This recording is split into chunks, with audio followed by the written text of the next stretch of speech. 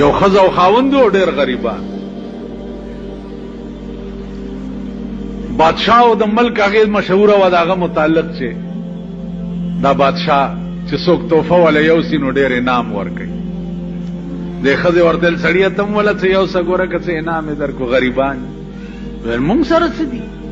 ویل نور څه خو نشته خو دا باران شوی دی د پشکال ډنډې ډکې دي دا به درته اوبه منګي کې واچوم سر به یې وتړم او بادشاه له یوسه چې دا زما د ملک بهترینه تحفه ده. بادشاه د 2 میاشتو په مزل لرې و. ښځې وله منګی ډک کړو د اوبو سر یې وله وتړلو میړله یې په سر کړو ورسره بار لاړه میړه یې رسخت کو داد تی کور ته راغله. چې کور ته راله او دس یې وکړو او مصله یې واچوله او 2 رکعته نفل یې وکړه او دعا یې وکړه او په دعا کې وایي چې زن مصلا باز کردای از نیاز زن مصلا باز کردای از نیاز رب سلم ورد کردا در نماز. اے پروردگارا خاوند میں د 2 میاشتو په مزل باندې لاړو بادشاہ له تحفه وروړه یا الله په ډکه منګولې راولې دا دعا کوي. او زمونږ ښځې چې مونږ جرده بار وځو راپسې څه دعا کوي تاسو ټولو ته پته ده.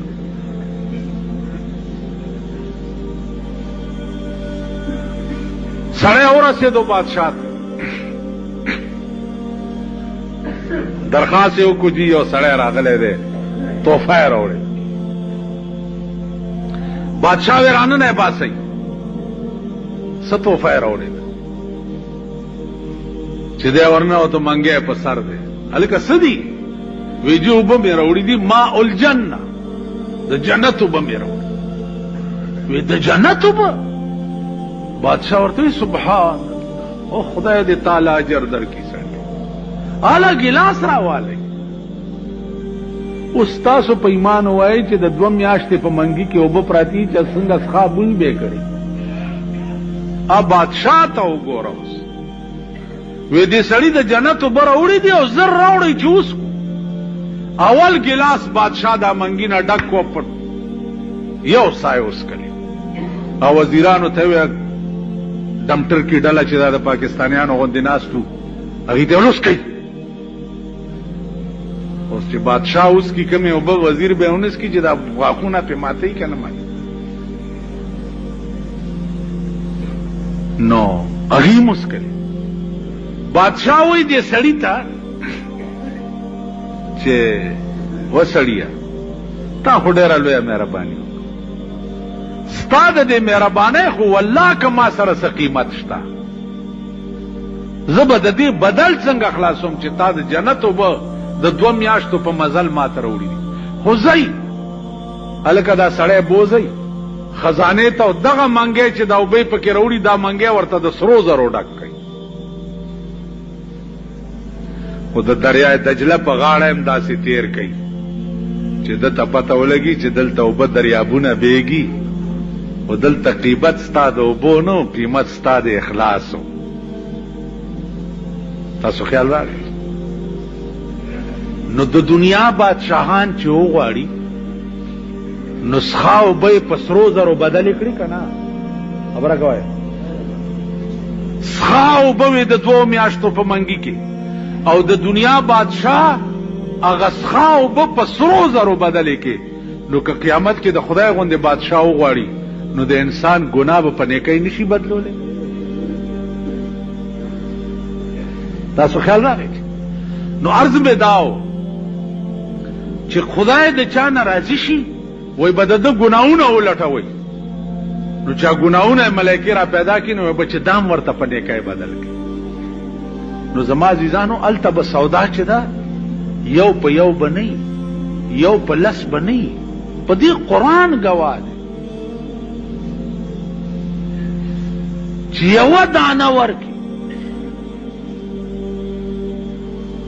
نو د دې مثال د څه شي دی؟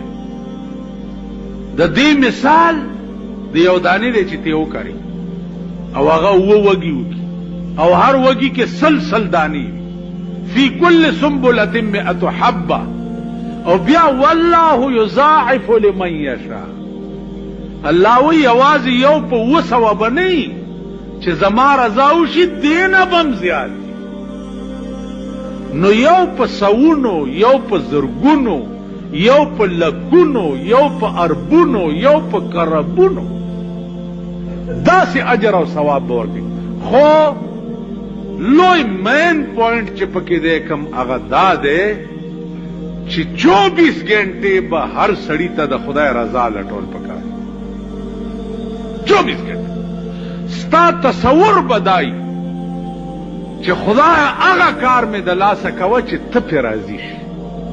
نو چې الله راضي شو نو ټول کائنات ستا دی هر څه ستا دی. چې هغه راضي نه و هر څه ستا دی اسم ستا نشته. په دې خبره پوهېږې که هر څه ستایي هېڅ ستا نشته او چې راضي شو هر څه ستا دی.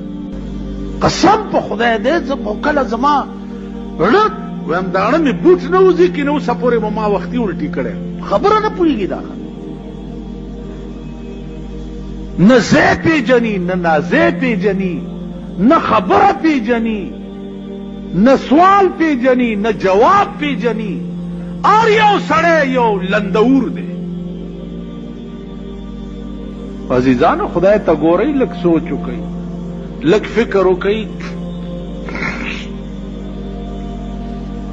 یو اخیری خبره واورئ اخیری زه بیمار وم ما داړه به خفه کېدو ډاکټران علاج وغیره وغیره وغیره ایسو نشو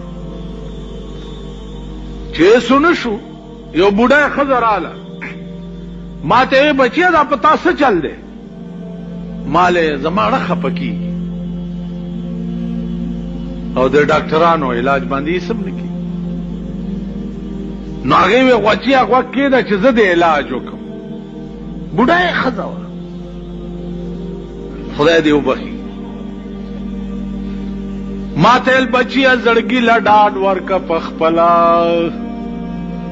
داسې په وزن کې راته وایي زړګي له ډاډ ورکه په خپله مدام به څوک ډاډه کوي ویشتلي زړونه زړګي له ډاډ ورکه په خپله مدام به څوک ډاډه کوي ویشتلي زړونه وی بچیا د خپل زړه له په خپله ډاډګیری ورکوه بل چانه دا تمه مه کوه چې ویشتلي زړه له به څوک ډاډ ورکړي.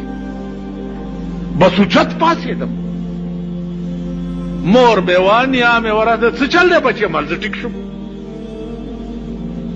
پلار مې راغی څه چلو شو مال زه ټیک شم دی بوډای زما علاج وکړو چې د خپل زړه له په خپله ډاډ ورکوه د بل نه تمه د ډاډ مه کوه چې سکر اور دی وي سکر اور دی یو مور راوړی د هغه نه هم تمه مه کوه قسم په خدای دی چې د بیزو غوندې راشي په زخم کې به دې ګوته اچوي او راکاږي به په زخم به دله پټی نه ږدي کږدي به په دې خپله زمانه کې د روڼو وګورئ روڼو متعلق روڼ هم شته شکر دی زما نشته خدای ته خلاص کړی ما زاد ورور مې نشته شکر دی خور مې هم نشته نه مې رور شته او نه مې خور رونه خویندې هم شته که د رونو خویندو حال وګوره که ته پکې لږ ښه وې مال ته به دې غلي اب هم د بیزو غوندې ګوته درکې اچي او راکاږي به دې چې کله به دې مردار شي چې لوټ جوړ شي چې څه پکې زه متختوم پټای به در باندې نه ږدي نو د خپل زړه باندې په خپله پټای ږده زوی دی قسم په خدای دی چې زوی دی دې له به چې خدای کله به دی مردار کې چې واک مې خپل شي ډېر زامن داسې وایي که نه وایي زامن پلار یې ټوخېږي ښځې ته وایي مردارېږي م نه دا څه ټوخن راته ناست دی ښځه یې وایي خدای مې تې خلاصه کړه بل غمونو نه یې تنګه شومه ښځه پلشت ته یې دا وایي او زوی حرامي دا وایي اوس قرآن څه ویلي دي چې تب مور او پلار ته څه وقل رب ارحمهما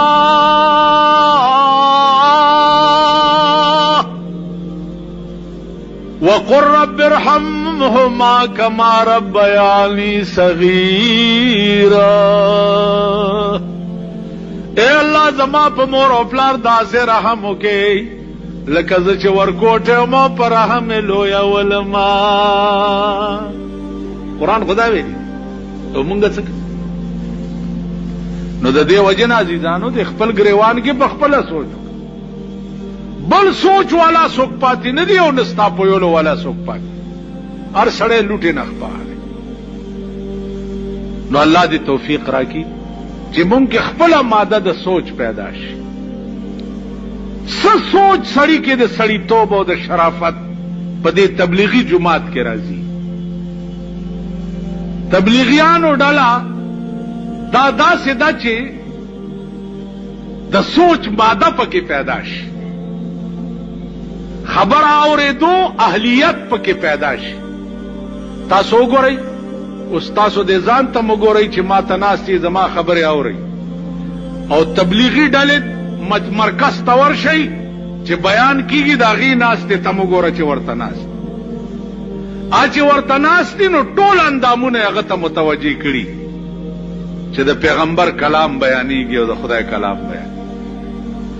نو وس د خدای درکې چې دې ډلې سره کار وکړي، دې ډلې سره مرګرتیا وکړي، په دې ډله کې ورننوځئ.